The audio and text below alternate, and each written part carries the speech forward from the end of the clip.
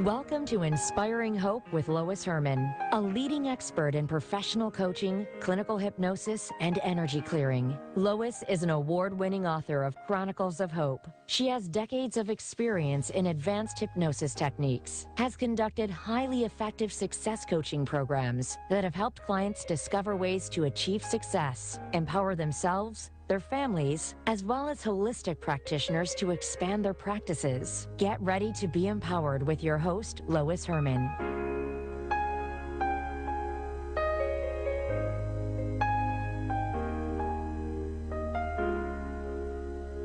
Inspiring Hope. Good morning and welcome to Inspiring Hope.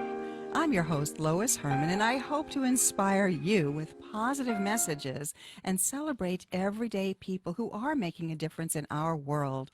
When we focus our thoughts and energies on what we love to do, we create powerful shifts that cause us to be more positive and peaceful. As we lift our energy, we empower everyone around us. If we each do what we can to make small shifts in awareness, from kindness to healthy habits and simple happiness, we create ripples of hope. Join us as catalysts for positive change for our families, our communities, and our world at large. I hope you are inspired by today's show, and welcome to March. Today is the day that we spring forward with our clocks. We lose a little extra sleep, but that's okay because we've got a little bit more sunshine and it feels good. And what are you doing as we're kind of coming out of hibernation right now? We've been, I don't know about you around the world, but in New England, we've been a little bit hibernated here, and the bears are starting to come out. We're going to have to quit feeding our birds because they'll be coming up and eating our bird food and mauling the bird feeders. But as we're coming out of hibernation, what are you doing to move your body? We've been kind of stuck inside for all this time. And we need to start finding ways to get that body, get those juices flowing again. So we're going to talk today about body movement and all types of dance and things like that, which is right up my alley. So I don't know about you, but as a child, I was raised in ballet and tap. I think that I was a klutz when I was little, and my mother put me in ballet when I was very young, like around 5.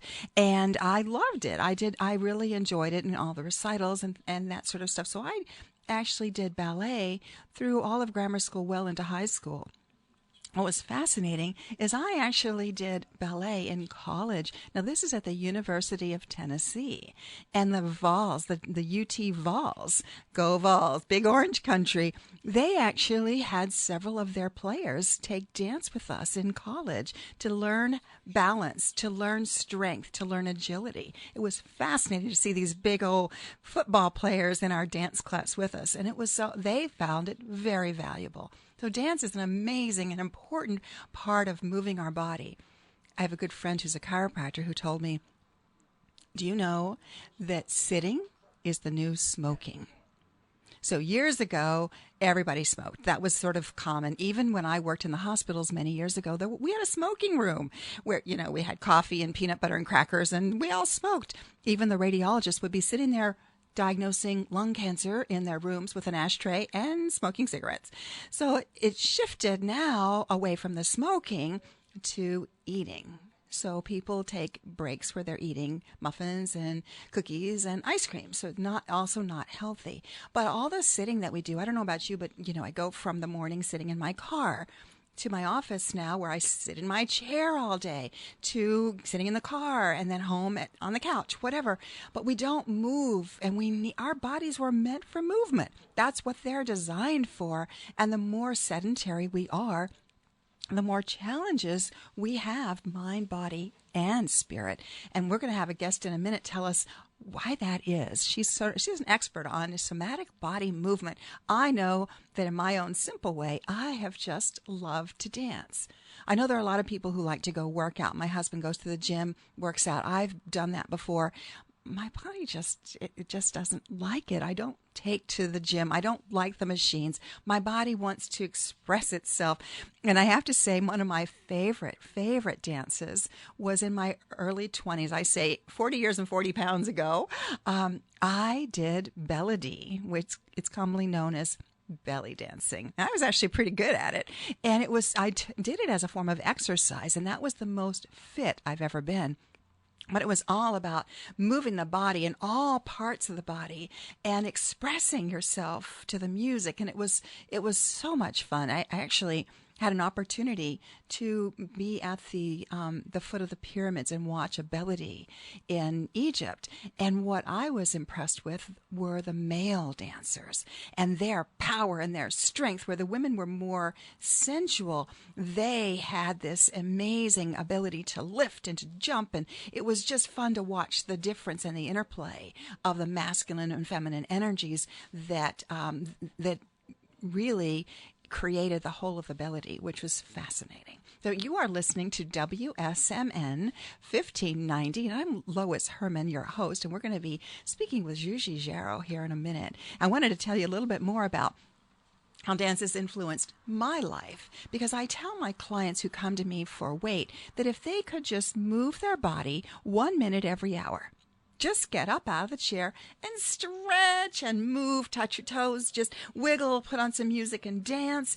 That would be helpful to their body and their mind, just to clear the mind of that focus. We're so into the computers and our work that we lose track of that expansiveness.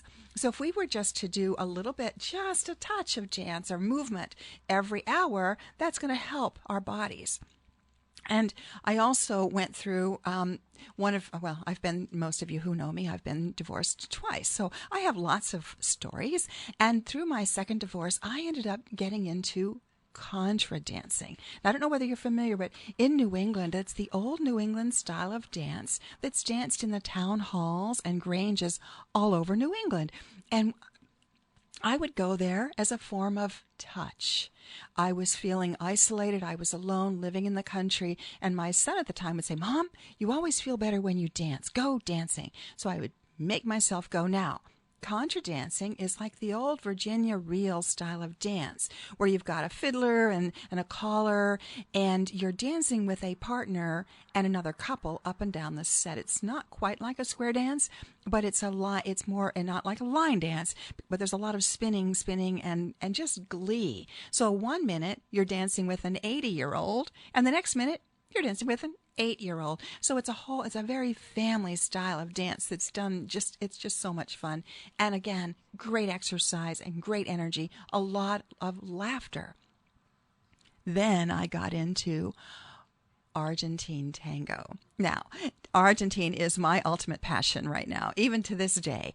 And it's being held, it's being danced. It's a very intimate and very meditative dance, because you've got to be completely focused on your partner. You cannot have your mind making lists, because the two of you are moving in sync. It's a nonverbal communication.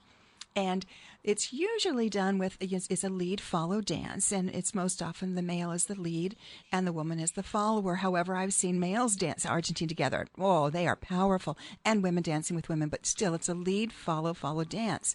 And I say that because the lead intends what he wants you to do. So all those kicks and flips and leg lifts, those are all orchestrated by the lead. If the follower is paying attention to subtle body movements, you will make your leg flick or whatever. So it's just, it's this amazing, sensual, and yet connected form of movement. And when I was learning, I used to go to Boston from New Hampshire regularly to dance at the Milonga. And a Milonga, what they say is, what a Milonga is, it is a Argentine dance. And in the Milonga, the way that it's danced is they play 3 musical songs, 3 dances, and then there's a little bit of a different type of music, and everyone changes partners. Well, one of these times I was dancing with a very dashing, amazing dancer. I was thrilled that he invited me to dance. And in the middle of one of the dances, he says, you must be a very powerful businesswoman. And I thought, well, at the time I was the director of clinical services, and I was like, oh, my ego, I'm like, wow, how did you know? And he says, well, you have a hard time letting go. And that just crushed my heart. And I thought, okay, I'm trying too hard. And what the message in that is sometimes it's nice to let someone else lead. We don't always have to push. It is so nice to be held, embraced, and led by someone who has your best interest at heart. So I went on from there to learn ballroom, which is a little different. My husband and I are still ballroom dancers, and he has learned Argentina as well. So we have fun with both. But ballroom is a little bit different in that it's a pattern dance that you're both dancing. There is a lead and a follower, but you learned the movements together. And it's a fun way of expressing self and being in the moment, because you have to pay attention to your partner in order to truly execute the dance movements. And to me, that's my favorite form of body movement, and I need to do more of it. So that's my background in dance, and I'm passionate about it. Love it. And I have someone here with me that is, hold on just a second. Can you go get turn on your microphone? In a minute, we're going to be hearing from Zsuzsi, because Zsuzsi is an expert. I have with me today Zsuzsi Gero, who is a psychotherapist and a massage therapist, and she is also an expert in somatic dance. And anyway, she is going to be telling us about, I talk about all the things that I do and love as a dancer. I don't understand the whys of it, though. And she's going to be able to talk to us more about why it is that we feel good when we dance, what it is about dance and body movement. So she's going to give us more of that philosophical concept of what body movement is. So you're listening to WSMN 1590. I am Lois Hermann. This is Inspiring Hope, and my guest today is Zsuzsi Gero. Hi, Lois. Hi, Zsuzsi. So tell us a little bit about yourself. Well, I am a psychotherapist here in Nashua, and I also am a massage therapist. I used to lead yoga dances and ecstatic dances here in Nashua, which formed an amazing community.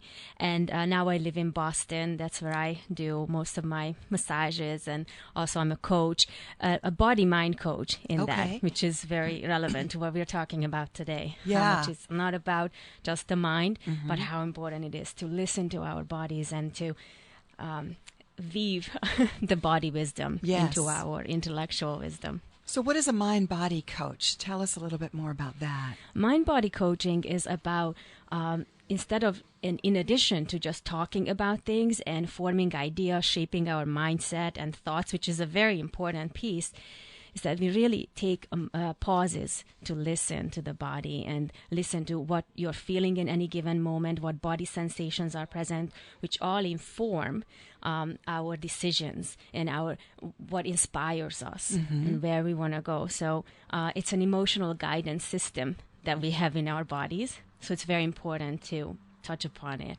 And so in body-mind coaching, we make sure we go back and forth between the mind, the body, both with awareness and sometimes with body work, with energy work. We can help each other. I like that because I know that in the work that I do, there are some people who have numbed their emotion. They don't even know what they're feeling or why. And I know that I consider that emotions are like a keyboard. That over here might be, if you, and we should be playing the whole keyboard of emotions. Over here might be mad, sad, angry, and over here might be happy, happy, joy, joy. And it's okay situationally to be mad, sad, or angry. If your dog dies, it's okay to be sad and to feel those emotions. But so many people have gone through things in their life where they've narrowed their emotions down and they just operate at neutral. And I encourage them to express themselves, to feel it, and to get it out. So you're doing this through movement as well. Right. Yes, exactly. So if you come into my office, chances are that at some point I will invite you and I will inspire you to move.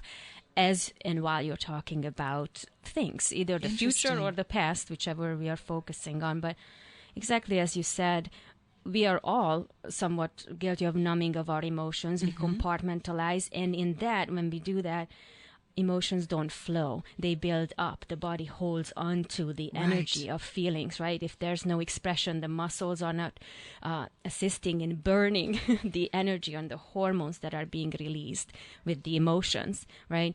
Then it just kind of reverberates in the body. And over time, it actually corrodes the body and leads to breakdowns, leads to achiness and pain and adrenal fatigue and you name it. Exactly. Right? So is this also where anxiety comes from? Because a lot of people will talk about they can't catch their breath. They're, they are not breathing. They're not fully experiencing their body. They just have gotten into this really tight place. Right. Yeah. We don't allow it to flow, right? Because the energy of anxiety is just really either a flight or fight response is there, or maybe even excitement, but we are labeling it as anxiety because it creates this shakiness, this trembling, right? And it becomes concerning to us, even though it's just really an energy flowing through. And if we breathe into it more fully, or we learn to move with it, or even shake with it, tremble with it, it can transform into magic. It can transform into something that we can't even imagine or pre-imagine. Right? Well, that's interesting as you're saying that and you're shaking. It reminds me, one of the pieces of the belly dance is that the hip shaking, shaking to make the little coins jingle on your tush. But that's a movement that you're basically vibrating your body. So I'm sure that there is a physiologic response that comes with that shaking. Mm-hmm. Yeah. So it's... Never thought of that before. Yeah. So so that you get your clients, your patients to move as they're talking through the different issues that they're having. Even just, in the beginning when people come in, sometimes they do notice themselves, I ask them, okay, how are you feeling in this present moment as you're coming in from wherever you're coming in from work, from family, from traffic. And so they would say, oh, yeah, and I have this neck ache, or, not that they are noticing, not that I'm asking. And so I really make sure to spend a few minutes just to be with what is, and to be with it in a very authentic way. And what I mean by that is I ask them to listen to where is the ache in the body, and to really tap into what their body wants to do with that. Does the body wants to move in a certain way that would allow that pain to release or to relax, right? And we just do that for a few minutes. Sometimes I suggest some movements that are designed to evoke the relaxation system in the body. Right. And so really just a few minutes of it can do wonders. And right, that we normally wouldn't do on our own. Right. Normally, what would we do? We've got a pain. Let's take a pill. Let's ignore it. Let's push it down. Yeah. And then it just gets louder and louder and louder until we end up taking something, or we end up with a debilitating problem. Exactly, until it screams. Yes. Right? We don't listen. Oh, it's just a neck ache, whatever. Let's just go into and focus on what I want to focus on. But the truth is if you go into, say, if you want to focus on resolving something in your life, but you're coming into it already from a logged up, congested place in the body, there's so much less, potential there, so many less resources there to put towards the resolution of that issue that you're working on. But if you're opening it up, if you're letting the body to tell us how it needs to move so that it can clear space, then we start out at a much better place. I think it also causes them to be more present. Yes. Instead of their mind ruminating over the what I call woulda, shoulda, couldas, or the fear of the future, or ruminating over the past, by focusing on what's going on in the body, causes them to be right here, right now. Absolutely. Yeah. Yes. And that is powerful because we are so conditioned to think about what's next, or as you said, like ruminating, chewing over what we could have, should have done. And it's actually really rare for us to be present. To be present. And that Like truly so is all there magical. is. The past is not there. It's an illusion. true. And it only affects us if we go back and, as I say, wallow in it, or allow ourselves to be dragged back down into the pain of the past. But if we can somehow understand why it happened, learn from it, close the door, move into the present, and just experience the beauty of this wonderful moment in time. Zsuzsi and I will never be sitting here together again exactly like this. I might have you on the show in the future, but this moment will never be again. Exactly. This is what the past is gone. Yes. The future did not happen yet. Not even 2 minutes from now. Exactly. We don't have it yet. All we have is this right now, or That's what our right. listeners have right now. Right. This is it. Yeah. Yeah. And when people start fearing that, oh, I've got this pain in my neck, and then they start thinking about all the what could happen, what could be. Like right now we're dealing with so many people with this coronavirus, and everybody's getting into fear over it. I just sent out a simple blog that that talked about be present.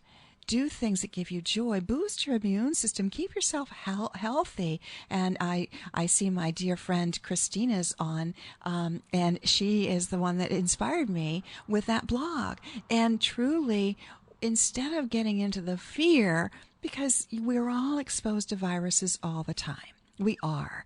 And what we need to do is practice good hand washing techniques, practice good, just good hygiene in general, and allow ourselves to be healthy. One of the things that worries me is it's causing isolation. Don't touch people. But the ecstatic dance you were talking about was about touching, was it not? That we need touch. We are a touch-deprived society as it is. So the beauty of the movement and then the connection with another in dance is very important, is it not? It is, absolutely, and it's it's a very dear to my heart touch. Yes. And more touch with respect to how sometimes people do need space, and some people prefer more space than less. That's correct. And that we can also touch not just physically, but we're actually constantly touching energetically by our presence, by our attitude, by how we show up in the present moment. So I just really want to include in touch that energetic touch. That doesn't require skin-to-skin contact, right? But an eye contact can touch. Words can touch, right? The Absolutely. way they land on us, either our own thoughts or someone else's comments. So, but coming back to physical touch, it's... So I'm very, I'm a kinesthetic learner. My love language is touch. So it's very important to me. And so therefore in dances, I tend to lead and facilitate in a way that opens up opportunities for people to get in touch with one another and express acceptance and love and appreciation for each other. And with also, again, space to not engage in that if that's just, they just don't feel it at the moment. Now, I've not taken your ecstatic dance class, but it puts me in mind of a class that I took for a little while with a friend who did dance as meditation, and she invited us to bring veils. So I still had some of my old belly dance veils left over, and it was wonderful. It was women, but she would play just popular music, and we would just get into the movement and play with each other, just like when you're on the dance floor and you're playing with your girlfriends, and the guys do this too, but the people who want to get out there and dance, and it was just a wonderful way of playfulness, of getting back into that youthfulness, that free spirit of just express yourself. Absolutely. Yes, I love playing with scarves too, and that's one of the things we incorporated into our dances, whether you're dancing with your scarf and veil alone, or if the scarf becomes a connection between people, right? So you can feel the subtle or stronger, tugs. And so it's a beautiful prop to use. As we use also peacock feathers, which is a really interesting kinesthetic exercise and experience to dance with a peacock feather. Sure, because that slows you down. Right. Because it's so gentle. Yeah. Yes, it's very gentle, and you really need to learn how to soften yourself, because if you move rigidly with the peacock feather, it's gonna drop, it's gonna it could chance to break even. So it's usually in your palm, so hopefully not break, but still you had to learn to loosen your shoulder, to loosen your steps, your knees, to flow with it, to have the peacock feather to teach you how to flow. And in terms of touch, also one of the dance forms that I do and practice is contact improvisation, which is definitely about creating dance together in touch with each other. And touch can be either a point of contact, or it could be a sliding contact, or a rolling contact where the surfaces roll on each other. Sure. And it's a beautiful meditative movement form where you listen to your own desires and own natural impulses as to how you move, but you're constantly listening to your partner, which you were talking about before, that leading and following, right, as to where they are in space. As we are working and moving with each other and with gravity, it's beautiful, magical moments happen where the impossible becomes possible, right? As we are both very attuned to our own space and place in space in relation to each other with the partner, it can evolve into a beautiful flow that is really unique. It's not choreographed, although when you look at it as an observer, you're often in awe, thinking, how on earth did they just defy gravity or move so in tune with each other, where it creates this oneness, right? Absolutely. This connection. Yeah. And again, that reminds me of the Argentine, because they say it's 4 legs and 1 heart. When you watch people who are really good at Argentine, it is an art form, because they're moving, and sometimes they get really fast and furious. And how did they do all of that? Because they are just so in sync with one another. There's an energetic connection that allows them to be completely as one, and there's no one else in the room. Yes. It's You're magical. suspended in space almost. Yes. It's an energy exchange Yes. and an appreciation of that space. Yes. Yeah. Yeah. It's so refreshing and so nurturing, nourishing. Yeah. And, as again, coming back to touch, right? It's just so fulfilling that way. I also have done a professional cuddling, and I assisted at cuddle parties. Interesting. Touch is so, important in our lives, and yet there are so many people who go without touch for extended periods of times. And while talking about the coronavirus, the sad thing is that at times like this, we will limit our physical contact with each other. Absolutely. And so while that's very important, in order to take care of ourselves, it's also important to acknowledge and reasonably get back in touch with touch. And I do wonder if you're experiencing this with adults, but I'm wondering if this new generation that is coming up that is so into the electronics, the only touch that many of our youth experience is the touch of the computer, of their devices. They're not really touching each other emotionally or physically, because teachers are told you're not allowed to touch, you can't hug. So these children are being raised without touch, and that is that's alarming to me. That's something that I think we need to be paying attention to. Yeah, I think so too. There is a cost there, Yes. that oxytocin response, because oxytocin gets released, like especially when a baby is born and the mom is hugging the baby. That's one of the first hormones that gets released, right? It's an attachment hormone. And so whenever we hug as adults too, but only if we hug long enough. Okay. There's this oxytocin that gets released, which is, again, it creates attachment and connection with the people we are with. But it's also a very relaxing hormone. It's healthy for us to be in that place. Wow. But so it takes about, I think, 20 seconds at least. When you hug someone, we are often so quick. Just hi, just a quick pat on the back. That's a pat. Yeah. Right? That's not a hug. Or like an A-frame hug. Right? Exactly. And just so important to stay with that hug. And that's something that I practice with my sweetheart, is that say, okay, when we see each other the first time, at the end of the day, we take a real intentional hug with each other. And I will tell my clients that say that, well, my husband never gives me any attention. I'll say, it's okay to ask. I need a hug. May I have a hug, please? Because people, even if they're not aware that you need it, if you ask, chances are they're going to say sure. And it's wonderful. Yeah. I know people kind of laugh at me, that people who have been hugged by me, I hug heart to heart. I'm huge on heart to heart hugs. And they say that children instinctively do that. We teach them to hug the other way. But I do it for several reasons. One of them is energy.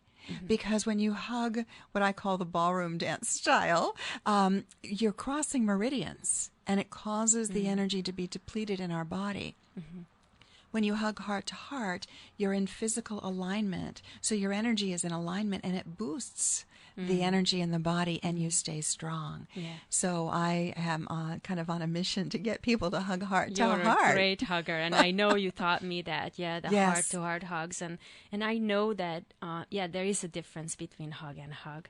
Sometimes, me too, when I hug people who I maybe don't know as well, they look at me and say, oh my God, that hug was just amazing, and so they probably feel either my heart energy or my presence of really being there. So many people need that little energy boost. It's a simple thing to do, is to give a hug. Now, I always ask, because like you said, some people are like, no, I'll shake your hand. I'm like, that's fine. But most people will, if I ask, would you like a hug? They'll say, sure.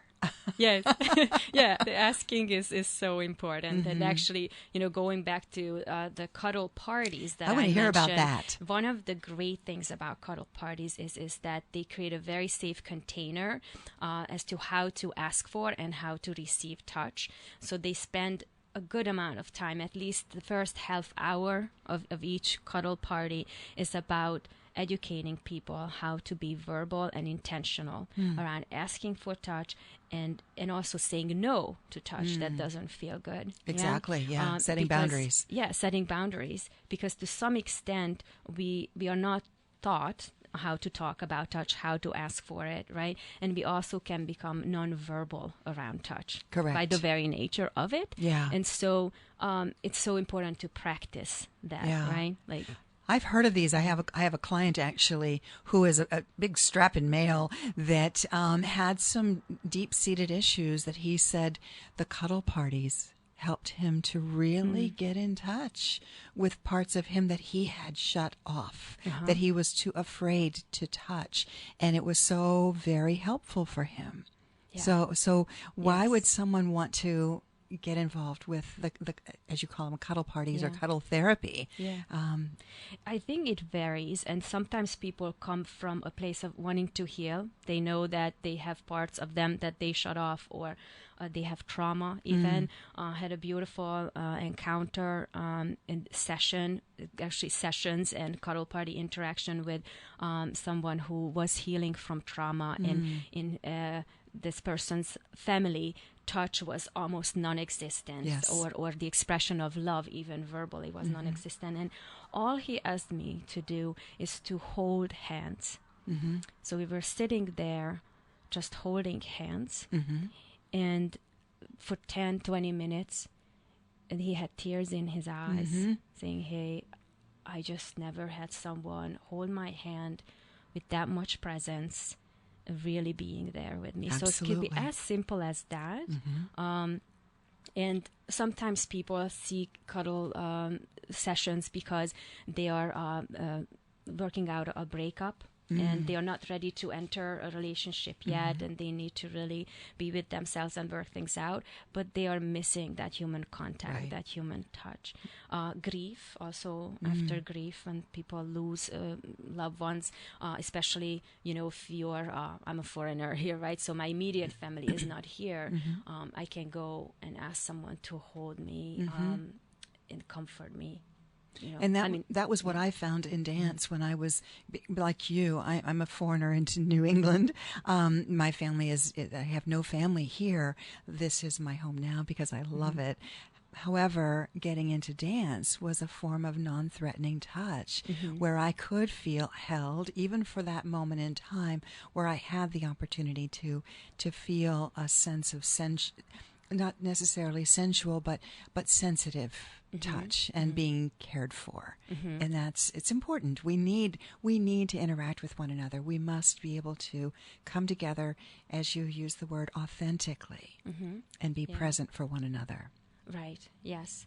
and being attuned to one another, right? And just my mind drifted back a little bit again to that idea of touch is not just skin to skin contact touch, but it's also energetic. Absolutely. And I've been learning a lot more about that recently, and I think it's also important for me to acknowledge, because being such a kinesthetic person who's very comfortable with touch and very ready to to give hugs, is to really appreciate and honor those who are not leading with physical touch, right? But energetically, we need contact and connection, right? So just really want to kind of hold awareness for that. One of the things that I do in my work is energy clearing. So I will clear I'll work with my clearing consultants, and they can actually see the energy around people. And some people will have, negative energies that we scoop up and send away. But many people's energy is depleted. They don't have much energy around them. So we tend to energetically, and I would consider it also like the power of prayer. We energetically then will send love, light, or whatever. We'll fill them with light. And basically what it is it's our intention. We are sending loving energy thoughts to the person, and their energy, these people are in trance, and they're amazing. And they can see the shift all of a sudden. Woo, the energy's glowing again. And now it's golden, and it's light. And then I'll later call reach out to the person, and they'll say, all of a sudden I just felt better. They don't even know why, but we can do this with each other. This goes to that power of energy. You call it prayer, you call it intention, you call it love, light, whatever you want to call it. Just sending a good vibe to someone makes a huge difference. It's the same as if you send a negative vibe. If all this stuff that's going on, all this hate and anger that's out there that people are spewing, it's really tearing their energy down too. What you think affects your own energy. So if you can shift out of that anger, hate, and rage into a more peaceful persona, it helps you, and it helps those around you as well. Absolutely, yes. And as you were talking, my mind drifted back to these ecstatic and creative dances that we led. And so one of the benefits of dancing together with a group of people, and just want to be clear, it's not a form, say in Zumba, for example, there's an instructor in the front and there's a choreographed movement, and for the most part everyone is following that. But in our dances, we were turning to each other. There was an inspiration from the facilitator, but everyone was encouraged to tap into their own movements. And usually the songs were very inspiring towards positivity and releasing and letting go of what burdens us or what holds us back. And so as we are dancing with each other, that positive expression is different in everyone. So we have our habitual ways of expressing, even the positive. And so one of the things that I really appreciated as we were exchanging movements with each other, we got to try on someone else's movement. Right? It opened up, again, new feelings, new possibilities in our own bodies, a new way of expressing the positive energy that speaks to what you were saying in terms of filling up our own tank. Because again, we have our habitual ways of filling up or staying confined in our patterns. But when we are opening up to others and we are willing to exchange, they take from us, we take from them, and we learn. You try it on, and like, I never moved this way or that way. And then what's fascinating with that, which I'm really interested in neuroscience too, and how all these things translate actually, on a neuroscience level, is that when you practice certain dance forms, certain ways of moving, such as opening, whether it's in yoga or actually dance classes, ballroom, or freestyle expressive movement, the ways you're moving and the movements that you discover in these classes also translate and generalize to your to other areas of your life, right? So you might start to behave and act and walk more openly, on the streets. When you enter a space, you just kind of shine differently or flow through differently in the space. Exactly. And by that, you are bringing a different inspiration and energy. Zsuzsi, thank you so much for bringing your insight to this. We're listening to Zsuzsi Gero, and she is an expressive dance therapist, a massage therapist. She's amazing, and this is WSMN 1590, and this is Inspiring Hope, where each week I have a guest on that shares what they do to inspire others. And I want to hear more about this psychology, or the what did you say, psychophysiology of this? The neuroscience, neuroscience. But we could call it. Yes, because I did read, Yeah. I saw a study that was, I think it was a PET scan, a photon emission topography, where they were using someone doing an actual ballroom tango movement, a structured movement under this, in this big, picture big like an MRI or CT. So they're brain mapping the brain, and what they showed is when people are doing these body movements, that it fires all aspects of the brain. When we do one thing, there's one part of our brain that lights up on on the PET scan. But what they showed with dance is it's almost like cylindrical. We're firing on all cylinders. Yes. There's a pattern in our brain that starts moving, and they say that people who dance, there was a study also that tied in with this study, that people who dance regularly or have some sort of a regular body movement dance routine that they do have less dementia, less Alzheimer's, those sorts of things, because the brain chemistry changes.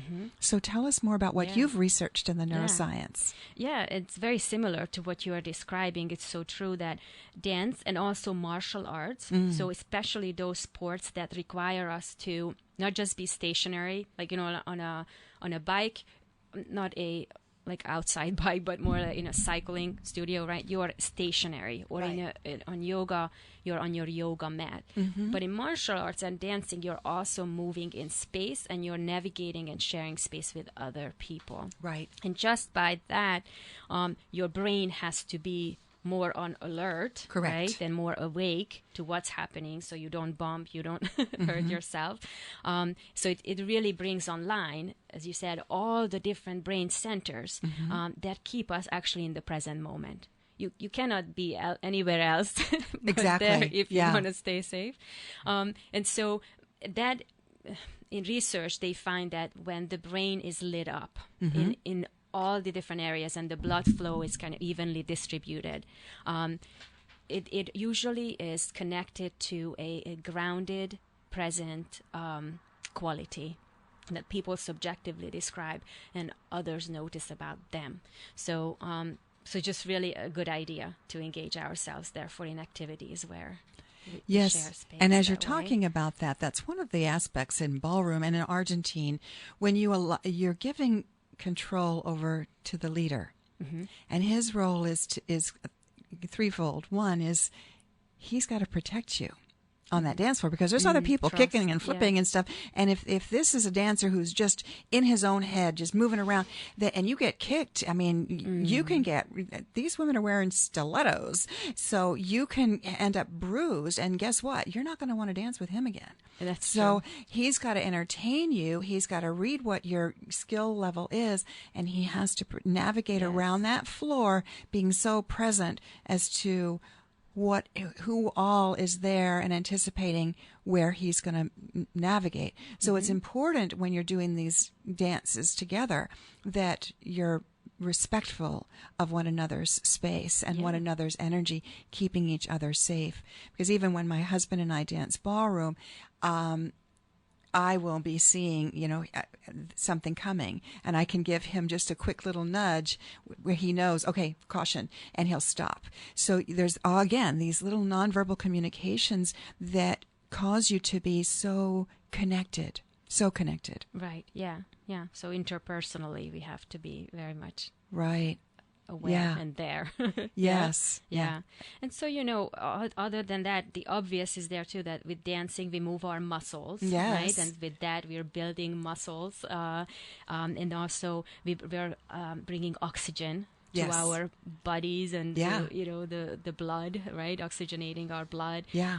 Whenever we move, in most dances, your heart rate will go up in some extent, even if you move slowly, just by moving up and against gravity.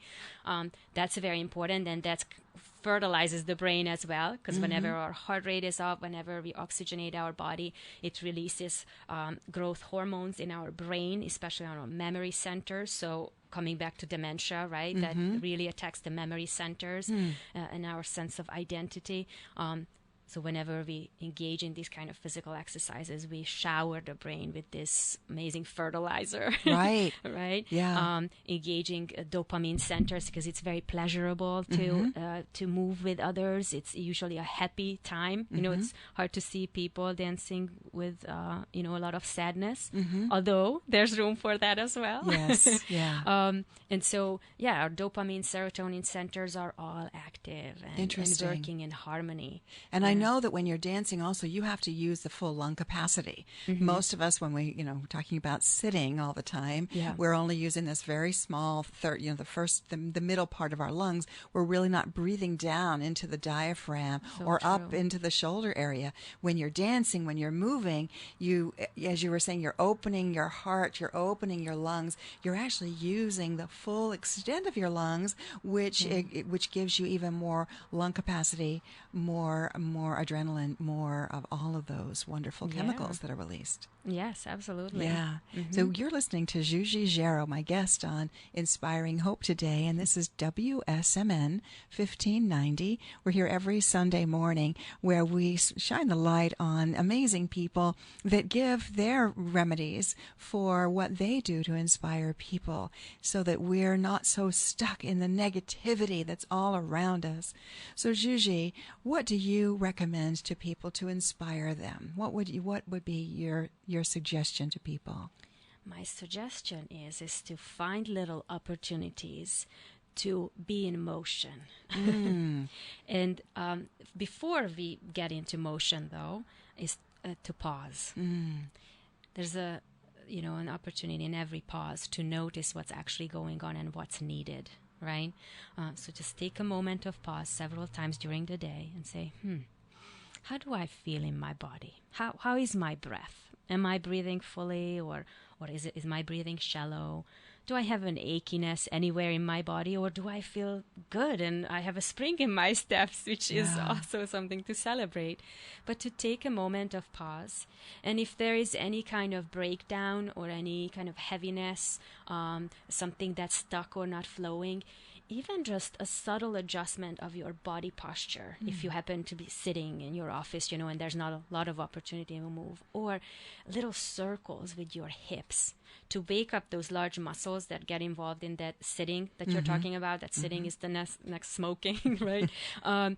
It's just to moving your hips and your sit bones in tiny little circles, back and forth, can wake up the blood flow there in those large muscles. And it also actually engages your core muscle area, which is so tied in with that deep breathing that you mentioned, right? Yes. So that would be my recommendation is to take a pause regularly.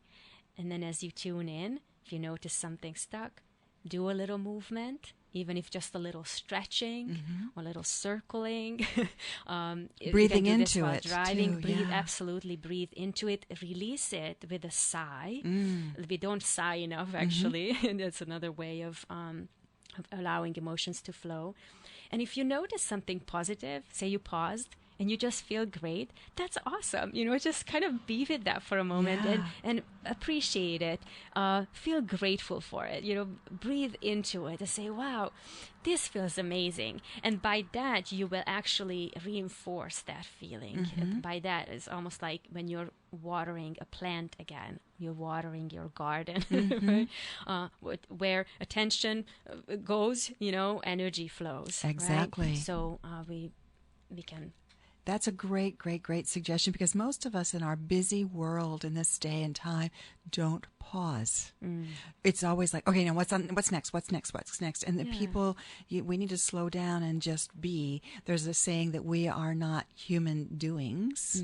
We are human beings. We need to celebrate being here right now. And that's oftentimes done with a pause. Yes. Take inventory.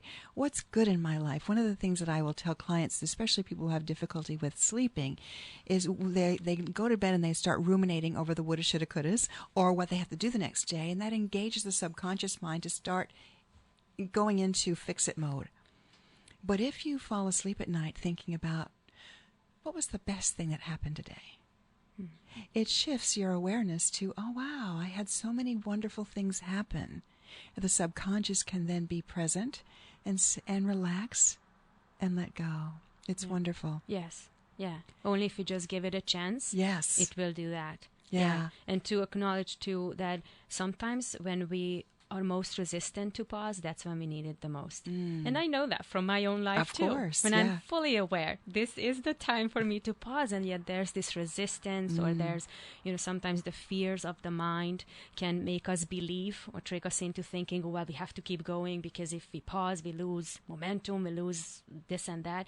But the truth is, we don't lose momentum. We actually find more momentum, and we find more inspiration, and we actually align in those moments of pauses, so that then we can go back into motion from a more inspired place. Sure.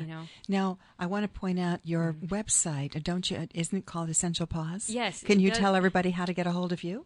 Yes, so it's essentialpause.com, where you can read about different things that I do, events that are coming up. There are some exciting events coming up with the colleagues where I lead embodiment workshops and tapping into different ways and resources in your body to help your business, to help you live like a queen.